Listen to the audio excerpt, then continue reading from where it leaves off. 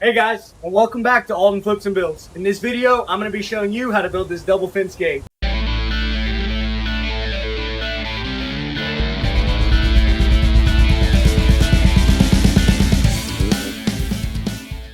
To get started, make sure all of your post holes are 2 feet deep. For this, you're going to need a fence hole post digger. Digging fence posts is definitely the most frustrating part of this entire process, especially when you run into roots and other debris while digging. I'd recommend setting aside plenty of time for this step, depending on the size of your fence. Your fence post should measure 6 feet above the ground. Once your post is at the correct height, attach your level and add the quick setting concrete mix. For this project, I'm using the green bag of concrete mix. These bags set in 30 minutes and there is no mixing required. Simply just add the concrete, align your post, and then add water.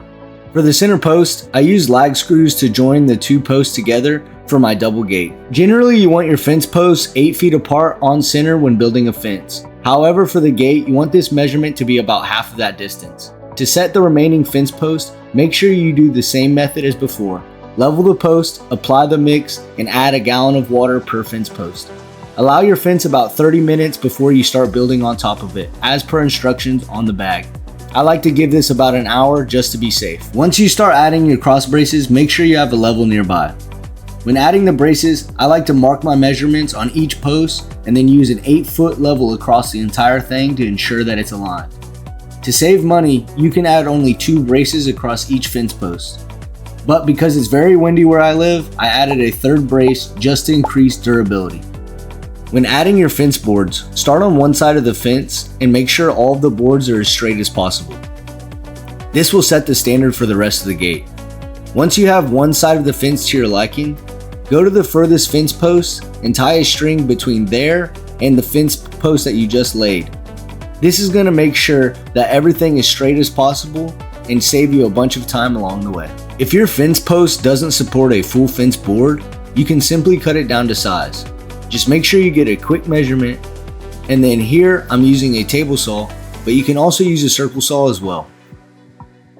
Next, I'm assembling the gate. I started by measuring the walkway and then cutting the 2x4s down to size. Once they were cut, I used this Easy Gate No Sag Gate Kit. I recommend using this kit if you're new to building fences like I am. It was super easy to use, but just note, hanging the actual gate itself is easier with 2 people. If you don't have a second pair of hands, I'd recommend using a 2x4 as a spacer. Once the gate is in place, add your first fence board and then attach your hardware. This will hold the gate in the correct position while you screw in the remaining boards.